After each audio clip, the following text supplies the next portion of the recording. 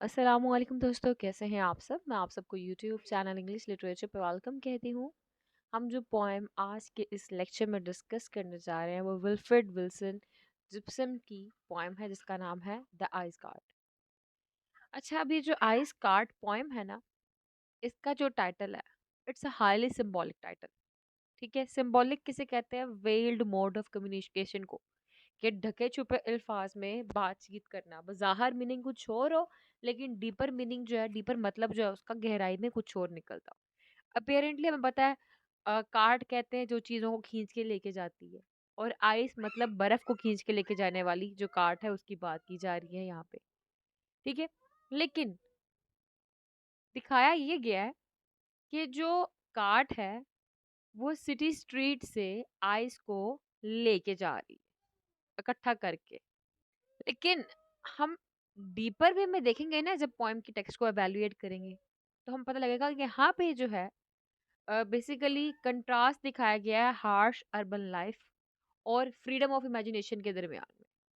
ठीक है, harsh urban life और साथ साथ फ्रीडम ऑफ इमेजिनेशन, इनके दरमियान में हमारे पास जो है वो एक कंट्रास्ट रिप्रेजेंट किया गया है इस टाइटल के थ्रू। आइस यहाँ पे जो है ना, स्टोरी के अंदर, पोएम के अंदर सिंबल ऑफ स्केप है। स्केप होता है किसी चीज से पनाह ले लेना, किसी चीज से निकल के। ठीक है, भाग जाना। तो ये मेटाफर है, एक सिंबल है जो कि स्केप के लिए यूज किया जा रहा है। जो कि हमारे जो पोइट हैं, हम देखते हैं इसके अंदर, उनको दिखाता है कि वो मोमेंटरीली, मतलब वक्ती तौर पे एक ब्रेक ले लेते हैं। जो भी उनकी जो थकी हुई, हारी हुई, टायर्ड लाइफ है ना, उससे, और स्केप ले लेते हैं। ठीक है, इमेजिनेशन में। और टाइटल देखें आइस कार्ट, लेकिन जब पोएम शुरू होती है ना तो स्पीकर जो है ना, वो एक हॉट ग्रीमी सिटी ऑफिस में बैठे होते हैं। ठीक है, और वो ना एक आइस कार्ट को देखते हैं जो बिल्कुल पास से गुजर रही होती है। ये सिंपल जो साइट है कि आइस कार्ट जो यहाँ से गुजर रही है, उसको ये सिंपल देखते हैं तो ये चीज उनको ट्रिगर करती है। मतलब क्या होता है, वो डे ड्रीम में चले जाते हैं, यानी इमेजिनेशन में चले जाते हैं। और इमेजिनेशन के थ्रू ना स्पीकर फील करते हैं कि वो आर्कटिक में पहुंच चुके हैं, यानी एक इलाका जो कि नॉर्दर्न मोस्ट पार्ट है अर्थ का, बहुत ठंडा इलाका है जहाँ पे बर्फबारी बहुत होती है। ठीक है, तो वो ये फील करते हैं इसको देखकर कि वो इस जगह से, जिस जगह पे रह रहे हैं, यानी सफोकेटिंग सिटी में रह रहे हैं जहाँ पे बहुत गर्मी है, वहां से निकल के आर्क आर्कटिक प्लेस में वो ट्रांसफॉर्म हो गए, ट्रांसपोर्ट हो गए, सॉरी। और ये सारा कहाँ हो रहा है? इनकी अपनी इमेजिनेशन में। ठीक है, यानी इमेजिनेशन का थीम भी यहाँ पे एक इम्पोर्टेंट थीम है। अपनी इमेजिनेशन में ही ये जो है ना ट्रैवल करते हैं डिफरेंट लैंडस्केप पे जहाँ पे बर्फ होती है, और देखते हैं कि वहाँ पे आइसबर्ग्स भी हैं, और वहाँ पे जो है ना पोलर नाइट चल रही हैं। फिर वो देखते हैं वहाँ पे बहुत बड़े बड़े बियर्स हैं जो कि फ्रीजिंग वाटर को आपस में डिवाइड कर रहे हैं, या फिर मतलब हिस्सों में बटे हुए हैं वो बियर्स। और इसके अलावा सील्स को पकड़ रहे हैं। अचानक दे themselves become part of this wild scene। ठीक है, मतलब पहले ये सील्स को पकड़ रहे थे जो बियर्स थे, और अचानक क्या हुआ, ये बियर्स खुद भी वही जो एक्ट सील्स कर रहे थे वो खुद भी वैसे ही करना शुरू हो जाते हैं। ये खुद भी स्विमिंग, तैरना शुरू कर देते हैं, यूथफुल और फ्री फील कर रहे होते हैं। सी बेसिकली एक एनिमल है जो कि सी लायन की तरह दिखता है। ठीक है, आप गूगल करिएगा, आपको पता लग जाएगा। अच्छा, आगे क्या देखते हैं, कहते हैं कि वो जो सील्स हैं वो इन खतरनाक बियर्स से अपनी जान बचा लेते हैं। ठीक है, और फाइनली एक पीसफुल प्लेस पे रेस्ट कर रहे होते हैं। ठीक है, खुद को जो है ना वो मतलब ऐसी जगह पे जाते हैं जहाँ पे स्नो जो है उनको शेल्टर कर रही होती है, कवर कर लेती है। ठीक है, अब ये क्या, एक ड्रीम लाइक स्केप होता है ये इनका, क्योंकि ये रियलिटी में तो कुछ नहीं हो रहा। ये क्या चले गए हैं, ये डे ड्रीमिंग में चले गए हैं। ठीक है, और जब आइस कार्टर जो है वो क्रैक करता है अपनी वेब को, तो उससे जो है ना, ये दोबारा वापस अपने होश में आते हैं। और इनको रियलाइज होता है कि नहीं, ये तो सारी इमेजिनेशन थी। अभी तक ये जो है ना हार्श ओप्रेसिव वर्ल्ड के अंदर मौजूद है। ये जो ओप्रेसिव रियलिटी है सिटी की, उस सिटी के अंदर मौजूद है। और पोइम जो है वो एंड हो जाती है स्पीकर के ना अपने सफरिंग के साथ, पेन के साथ, सोरोस के साथ, जहाँ पे स्पीकर को रियलाइज होता है कि अब अगेन जो है वो अपनी इमेजिनेशन से बाहर निकल के इस अनबियरेबल हीट के अंदर बैठे रहेंगे, और यहाँ पे जो इनको हार्श रियलिटीज फेस करना पड़ेंगी। और ये कहाँ पे है, ये बेसिकली अर्बन सोसाइटीज की बात कर रहे हैं। ठीक है, ये जी हो गया। इसमें इमेजिनेशन जो है वो स्केप के तौर पे इस्तेमाल किया गया है, इम्पोर्टेंट थीम है। नेचर और अर्बन लाइफ के दरमियान में कंट्रास्ट दिखाया गया है, अगेन इम्पोर्टेंट थीम है। फिर फ्लीटिंग नेचर ऑफ ड्रीम्स, इसकी बात की गई कि ड्रीम जो है वो टेम्परेरी है, लेकिन हाईलाइट करते हैं कि कैसे क्विकली जो है ना moments of Joy and freedom वो डिसअपेयर हो जाते हैं। ठीक, ये इनके अंदर 3 इम्पोर्टेंट थीम है कि अगर आपको क्वेश्चन आता है कि इसके इम्पोर्टेंट थीम्स कौन से, तो आपने ये बताना है। एनी हाउ, तो ये जो आइस कार्ट है, ये बेसिकली रिफ्लेक्शन है on the power of imagination, जो आपको टेम्परेरी रिलीफ प्रोवाइड करती है इस बर्डन से, एवरीडे लाइफ के बर्डन से। Only to inevitably sorry it's inevitably interrupted by reality. मतलब क्या है, इट्स टेम्परेरी, परमानेंट रिलीफ नहीं है। ठीक है, और रियलिटी क्या है, यही अर्बन की हार्श रियलिटीज, हीट, ये सब कुछ। तो ये जी हो गया हमारा क्विक ओवरव्यू। अब आते हैं हम लोग हमारी लाइन बाय लाइन इवैल्यूएशन की तरफ। जी, पहली लाइन है, pursed on my city office stool. Pursed कहते हैं बैठना। ठीक है, एक ऊंची या एलिवेटेड पोजीशन पे।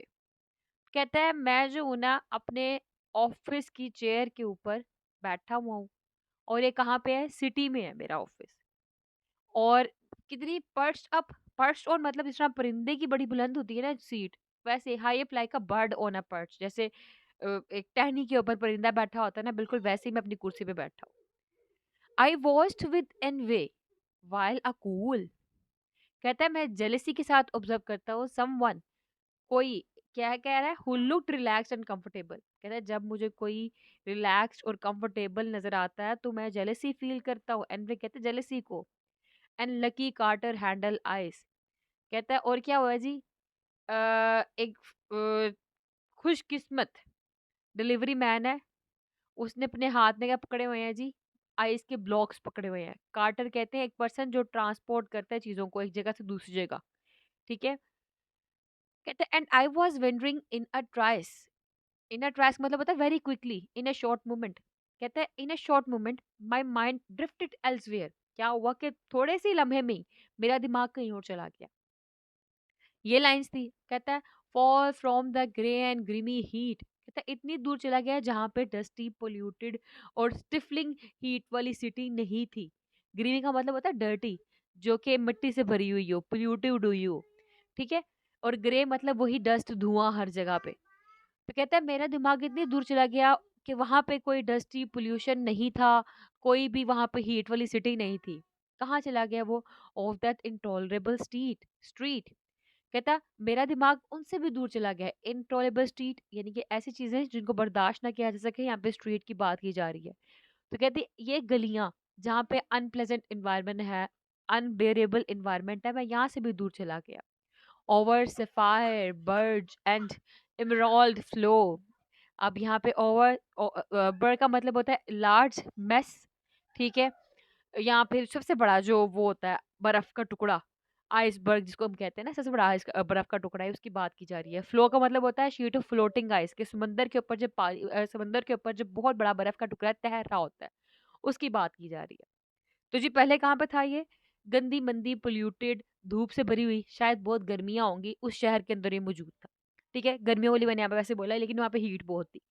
अब इसे जब देखा कि कार्टर मैन है अपने पास आइस के ब्लॉक्स लेके जा रहा है उसके अंदर, तो कहता है उसको देख के इसका दिमाग क्या हुआ, मतलब अचानक ही इस दुनिया से हट के एक अलग ही वर्ल्ड में चला गया। कहाँ चला गया, ओवर आइसबर्ग्स, जो बिल्कुल ब्लू सफायर की तरह दिख रहे थे, और जो उसकी आइस शीट्स थी वो बिल्कुल ग्रीन एमराल्ड्स की तरह दिख रही थी। फिर कहता है beneath the still cold Ruby glow. कहता उसके नीचे क्या था, मतलब वो जो पानी है, पानी के ऊपर जो बर्फ का टुकड़ा है, उसके नीचे क्या था। कहता है एक काम freezing red glow of sky था। ठीक है, मतलब बिल्कुल जमा हुआ। रूबी कहते हैं एक डीप रेड लाइट को। ठीक है, रूबी आपने देखा होगा काइंड ऑफ वो होता है, हीरा भी होता है, उसको भी कहते हैं रेड रूबी। लेकिन यहाँ पे रूबी ग्लो, ग्लो का वर्ड यूज किया गया है। बेसिकली ट्वेलाइट का यहाँ पे जिक्र किया जा रहा होगा कि वो मौसम जब आसमान के नीचे सूरज जो है वो डूब रहा होता है और बिल्कुल सुनहरा सा लाल सा आसमान हुआ वो होता है। तो उस मंजर की यहाँ पे जो है ना तस्वीर खींची गई है कि अब समंदर पे है, समंदर पे बर्फ निकला हुआ है और सूरज जो है वो बिल्कुल गरूब हो रहा है और लाल लाल आसमान हुआ है। कहते हैं in the never ending night of the polar rain. Never ending, यहाँ पे एवर लास्टिंग का वर्ड यहाँ पे यूज किया गया हुआ है ना, ever lasting, never ending, lasting for ever. और पोलर नाइट यहाँ पे एक फिनोमिना दिखाया गया है जहाँ पे सूरज जो है नहीं निकलता, ठीक है, और लंबे ऐसे तक नहीं निकलता, ठीक है, गरूब ही रहता है। वो यहाँ पे फिनोमिना जो है यहाँ पे दिखाया गया, मंजर दिखाया गया हुआ है। bewildered by the queer half light। bewildered का मतलब होता है कंफ्यूज्ड या पजल्ड, और क्वियर मतलब स्ट्रेंज, हाफ लाइट डिम या पार्शियल लाइट जो कि बिल्कुल मुकम्मल तौर पे रोशनी ना हुई हो, ठीक है, ना वहां पे ज्यादा अंधेरा हो। तो कहता है वहां पे वो कंफ्यूज कर रहा है, फील कर रहा है अपने आप को, feeling confuse strange dim light के अंदर। फिर कहता है जी until I stumbled unawares। Stumbled का मतलब होता है ट्रिप या फिर बैलेंस खो देना, और अनअवेयर के नोटिस ना करना, रियलाइज ना करना। तो कहता है कि मैं जो हूँ ना, मैंने रियलाइज ही नहीं किया अपॉन समथिंग, किसी चीज के ऊपर, कि until unknowingly tripped upon something. ये कहता है मैं कंफ्यूज था और ये यहाँ पे लाइट बड़ी डिम लाइट थी। तो कहते हैं मैंने वहां पे ना ध्यान नहीं दिया, अचानक से ना मेरे सामने क्या हुआ जी, upon a creek where big white bears, कि मैंने जो अचानक जो बैलेंस खो दिया एक क्रीक के ऊपर, एक स्मॉल आइसी स्ट्रीम थी जहाँ पे बड़ा सा वाइट बियर जो थे वो मौजूद थे, ठीक है। क्रीक कहते हैं एक स्मॉल स्ट्रीम ऑफ वाटर को। ये जो बियर्स है ना, पोलर बियर्स, ये डेंजर एंड रियलिटी को जो है सिंबलाइज कर रहे हैं। आइस कार्ड थी, वो ट्रिगर फॉर इमेजिनेशन का सिंबल है, ठीक है। हमने देखा यहाँ पे आइस जो है इटसेल्फ कूलनेस को, रिलीफ को सिंबलाइज करती है, जो कि बिल्कुल ग्रीमी हीट का कंट्रास्ट है, ठीक है। अब इसके बाद जो है कार्ड की मूवमेंट, वो फ्लीटिंग नेचर ऑफ ड्रीम्स को सिंबलाइज कर रही है। फिर हम देखते हैं यहाँ पे जो आइस कार्ट ओवरऑल गेटवे है टू एस्केप, यानी कि मेन मेन हमके एस्केपिज्म का सिंबल है हमारे पास यहाँ पे। यहाँ पे द सिटी जहाँ पे ग्रिमी स्ट्रीट है, ऑफिस टूल की बात की जा रही है, तो वो ऑपरेशन को, दबाव को, मोनोटनी को सिंबलाइज कर रहा है। यहाँ पे लिखा है ना ग्रे एंड ग्रीमी हीट, ये रिप्रेजेंट कर रही है इंडस्ट्रियलाइजेशन को, कन्फाइनमेंट को, एग्जॉस्शन को, ठीक है। मतलब इंडस्ट्री पे इंडस्ट्री बनती जा रही है, लोग जो है वो रोबोट लाइक रूटीन हुई हुई है उनकी, तो हर जगह एग्जॉस्शन है, ठीक है। फिर उसके बाद ऑफिस टूल सिंबलाइज कर रहा है रिस्ट्रिक्शन को, जहाँ पे स्पीकर कहता था कि वो फिजिकली और मेंटली स्टक हुआ हुआ है, ठीक है, और उसकी ख्वाहिश क्या है, एडवेंचर्स की, जो कि वो कर नहीं पा रहा, ठीक। ये अब तक हम लोगों ने देखे हैं यहाँ तक सिंबल्स। नेक्स्ट लाइंस की तरफ मूव करते हैं जी। उसमें कहता है जी कि plunged headlong down with flourished heels, यानी कि प्लंज का मतलब होता है जंप फोर्सफुली इनटू समथिंग, किसी चीज में जोर से जंप मारना। और यहाँ पे जाहिर सी बात है पोलर बियर्स हैं, वो पानी में जंप मारेंगे, तो यहाँ पे वाटर के अंदर जंप मारने की बात की गई है। और हेडलॉन्ग यानी कि आगे जाते हुए तेजी से, बगैर खौफ के। और फ्लोरिस्ट इसका मतलब होता है इम्प्रेसिवली, या कोई चीज बहुत बड़ा करके दिखाना, किसी चीज को ग्रैंड करके दिखाना। तो कहता है कि plunged headlong down with flourished heels, कि इन्होंने ये किया है कि इन्होंने पानी के अंदर छलांग लगा दी है। अपने जो इनके पाँव थे वो ऊंचे से हवा में उस टाइम पे उड़ रहे थे, यानी कि देखो ना, जब सर पानी की तरफ है तो पाँव जो है वो हवा में थे इनके, ठीक है। और फिर कहते हैं एंड फ्लाउंडर्ड आफ्टर शाइनिंग सील्स। फ्लाउंडर्ड का मतलब होता है स्ट्रगल करना, पीछे किसी के भागने के लिए, स्ट्रगल टू मूव। उन्हें क्या किया, उन्होंने पानी के अंदर ना, वहां पे ग्लिमिंग सील्स थे, चमकते हुए सील्स थे, उनके पीछे भागना शुरू कर दिया, उनको पकड़ना, उनको चेज करना शुरू कर दिया। Through shivering seas of blinding blue, shivering मतलब कपकपी होना, ट्रेम्बलिंग फ्रॉम कोल्ड, ठंडे से कांपना। तो कहते हैं जमाने वाला नीला ठंडा पानी था, वो उस पानी से गुजर के जा रहे थे। ठीक है, through shivering seas of blinding blues, मतलब कि फ्रीजिंग और ब्राइट ब्लू वाटर्स। ठीक है, फिर कहते हैं and as I watch them ever I knew, ever मतलब बिफोर, यहाँ पे जो ई आर यूज के ना यहाँ पे उसका मतलब है बिफोर। कहता है and before I realize it, as I was watching them I had taken off my clothes and was swimming as well. यानी कि क्या हुआ जी, वो कहता है कि जब मैं इनको देख रहा था, तो मैं इनको जब देख रहा था, मैं इनको जब देखते हुए इनको महसूस कर रहा था, उस टाइम क्या हुआ, मैंने खुद भी अपने कपड़े उतार दिए और उनके साथ स्विमिंग करना शुरू कर दी। I I had stripped and I was swimming too.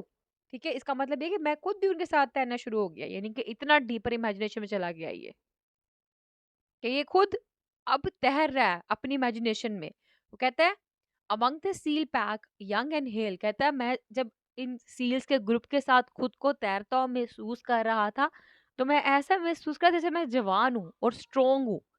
ठीक है, यहाँ पे लिखा है ना हेल, हेल का मतलब होता है हेल्दी एनर्जेटिक, कि मैं पावरफुल हूँ, मैं स्ट्रोंग हूँ। And thrusting on with threshing tail, thrusting moving forward with force, आगे जाना फोर्स के साथ, ताकत के साथ। और थ्रेशिंग का मतलब होता है के back and fourth vigorously, Tej Tej back and fourth जो है ना वो मूवमेंट करना, कि वो इतना एनर्जेटिक फील कर रहा था कि बिल्कुल सील की तरह वो खुद भी अपने आप को आगे आगे पावरफुली मूवमेंट कर रहा था, आगे के फॉरवर्ड मतलब पुश कर रहा था कि वो तैर रहा है उसके अंदर। ठीक है, पानी के अंदर जैसे कि सील तैर रहे थे, जैसे कि वो बियर उनके पीछे भाग रहे थे, चेस कर रहे थे, बिल्कुल वैसे ही बहुत तेज तेज चल रहा है। With twist and twirl and sudden leap, अब यहाँ पे कहता है ट्विस्ट ट्विल सडन लीप का मतलब होता है कि स्पिन करना, घूमना और जंप करना तेजी तेजी से, through crackling ice and salty deep. अब कहाँ से गुजरा ये तेजी से घूमता हुआ, कहता है ये जो वहां पे बर्फ टूटी हुई थी उन जगहों से गुजरा है, और जहाँ पे सोल्टी ओशन था वहां से गुजरा है। And dividing doubling with my kind, कहता है क्या कर रहा था, डिवाइड कर रहा था, सॉरी डाइविंग डाइविंग कर रहा था, तैर रहा था।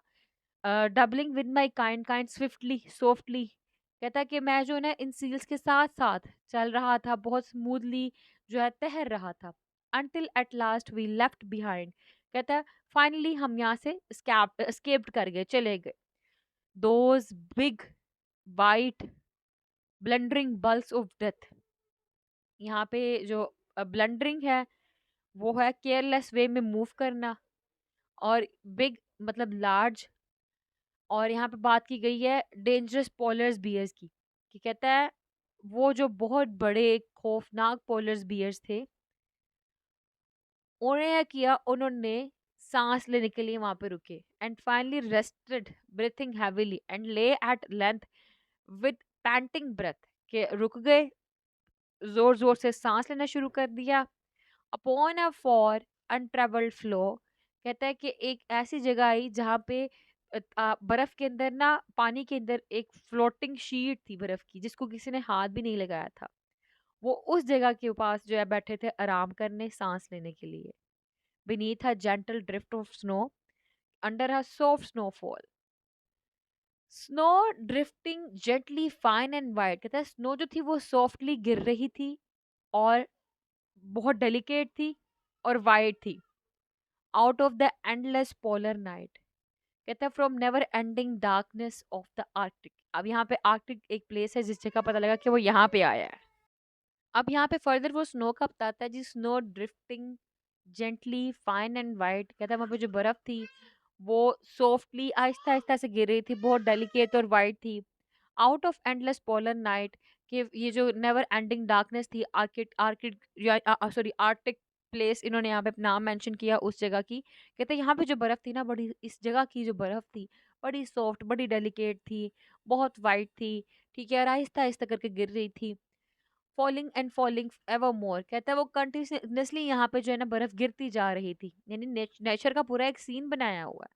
खुद कहाँ बैठा हुआ है, गर्मी में, और इसने क्या देखा है, एक आइस कार्टर को देखा था कि वो अपनी कार्ट के अंदर आइस लेके जा रहा था, बर्फ के जो ब्लॉक्स होते हैं वो लेके जा रहा था, उसको देख के इमेजिनेशन कर रहा है। अब यहाँ पे क्या इमेजिनेशन कर रहा है जी, आर्कटिक में यानी बैठा हुआ है वो, इस जगह पे, और यहाँ पे बर्फ गिर रही है जी, falling and falling ever more, continuously falling without stop. ठीक है, रुके बगैर गिरी जा रही है।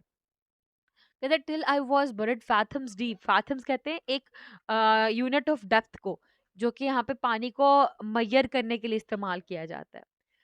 तो कहता है कि यहाँ तक कि मैं डीपली कवर्ड ना हो गया स्नो से, बर्फ से ना भर गया। तो इतनी इतनी बर्फ गिरती है कि मैं खुद बर्फ के अंदर छुप गया हूँ।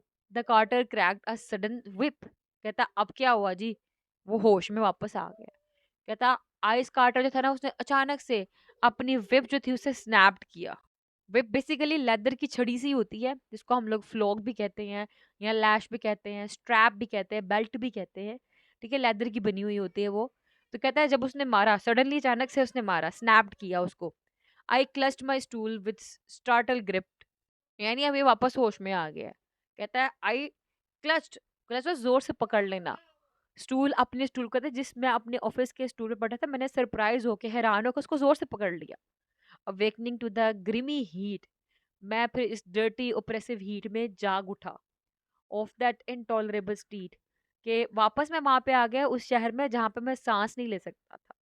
ठीक, और यहाँ पे इसकी अपॉइंटमेंट हो गई, यानी वो इमेजिनेशन में गया, इमेजिनेशन में उसने स्केपिज्म लिया। स्केपिज्म का मतलब क्या होता है कि आप रियलिटी से निकल के किसी ऐसी चीज के अंदर चले जाओ जहां से आपको पीस मिलता हो, रेस्ट मिलता हो। मैं मिसाल देती हूँ यहाँ पे ऐसे कि फॉर एग्जाम्पल, हम लोग बहुत टायर्ड हुए होते हैं, थके होते हैं, दुखी होते हैं, और उस टाइम पे हम क्या करते हैं, हम कुरान पढ़ते हैं। तो हम कुरान पढ़ के क्या करते हैं, हम इस दुनियावी थकावटों से निकल के कुरान पढ़ के स्केप ले रहे होते हैं, रिलीफ ले रहे होते हैं, खुद के दिमाग को सुकून दे रहे होते हैं, और उसकी दुनिया में ना कुरान पाक की दुनिया में चले जाते हैं। ठीक, अब दूसरी मिसाल देती हूँ, हम ना अब इस दुनिया के अंदर है, इसको छोड़ के हम नेचर को, बाग में जाते हैं, बाग में जाके हम लोग उसके अंदर परिंदे के बारे में सोचने लग पड़ते हैं कि इतना गौर फिक्र करने लग पड़ते हैं, खुद परिंदा बन जाते हैं। ठीक है, हम क्या करते हैं, इस वर्ल्डली रिलीफ से बचने के लिए किसी न किसी में escape ले रहे हैं। कोई शराब पीता है, कोई ना नींद की गोलियां खाता है। ये सारी चीजें क्या है, सोर्स ऑफ escape है। तो escape का मतलब क्या है, रियलिटी से भागना। ठीक, तो उसने escape लिया कहाँ पे, नेचर के अंदर, आइस के अंदर, आइस आइस वाले लैंड के अंदर, आइसबर्ग में उसने escape लिया। लेकिन अनफॉर्चुनेटली एंडिंग क्या थी, वापस आ गया। क्योंकि एंडिंग पे यही है, रियलिटी, रियलिटी को फेस करना। तो यहाँ पे contrast between reality and fantasy दिखाया गया हुआ है। सिंबल ऑफ फ्लीटिंग जो है हम लोग को यहाँ पे नजर आता है, और इंडस्ट्रियलाइजेशन नजर आता है, एलियनेशन नजर आता है हम लोगों को। इंडस्ट्रियलाइजेशन मतलब जहाँ पे इंडस्ट्रीज का बहुत ज्यादा बन जाना होता है, एलियनेशन मतलब तनहा हो जाना, अकेला हो जाना। और हमने देखा यहाँ पे स्पीकर जो है वो इस मोनोटनी, यानी कि जो चलने वाली लाइफ है सीधी रोज रोज, उसके अंदर फंसा हुआ है, और वो चाहता है कि वो नेचर को देखे, एडवेंचर को देखे, और इस मैकेनिकल रूटीन से, कमर्शियल सिटीस्केप से निकल जाए, कहीं चला जाए। अच्छा, अब मैं आपको बताऊं यहाँ पे, big white blundering balls of death जो है ना, यानी ये जो पोलर बियर्स है, ये सिंबलाइज करे रियल वर्ल्ड को, रियल वर्ल्ड के थ्रेट को, या फिर रुकावटों को। ठीक है, जो रुकावटें या जो थ्रेट हमारे फ्रीडम में या हैप्पीनेस में आते हैं, और ये रिमाइंडर है रियलिटी का भी। ठीक है, फिर इसके बाद सील जो है वो रिप्रेजेंट करिए डिजायर फॉर यूथफुलनेस को और एडवेंचर को। स्विमिंग यहाँ पे सिंबलाइज कर रहा है यंग एंड हेल को, सॉरी, यंग एंड हेल का यहाँ पे वर्ड यूज किया गया था, जहाँ पे पता था स्विमिंग, यंग एंड हेल, वो सजेस्ट कर रहा है, सिंबलाइज कर रहा है longing for a care free life, ऐसी लाइफ जहाँ पे कोई भी परेशानी, कोई भी बर्डन ना हो। ठीक है, free from the burden of adulthood. और कार्टर्स विप, कि जो कार्टर्स ने अपना लेदर का वो जो मारी है बेल्ट, वो हार्श रियलिटी एंड अवेकनिंग का सिंबल है। ठीक है, और जो शार्प साउंड है विप क्रैकलिंग का, वो बेसिकली स्पीकर को उसके ड्रीम से वापस जिगा देता है, और सिंबलाइज कर रहा है कि एक पर्सन जो है ना, वो रियलिटी से कभी भी एस्केप नहीं कर सकता। ठीक है, अब यहाँ पे हमने देखा कि अपनी वो डल और सफोकेटिंग एग्जिस्टेंस में वापस आ गया है। ठीक है, और इसी के साथ जो है हमारी ये पोइम भी है एंड हुई। और आई होप कि आपको इसके जो सिंबल्स थे, थीम्स थे, ओवरऑल एनालिसिस था, क्लियर हो चुका होगा। वीडियो पसंद है, वीडियो को लाइक भी करना, चैनल को सब्सक्राइब करना मत भूलिएगा। दुआ में खास याद रखिएगा। Stay tuned, take care.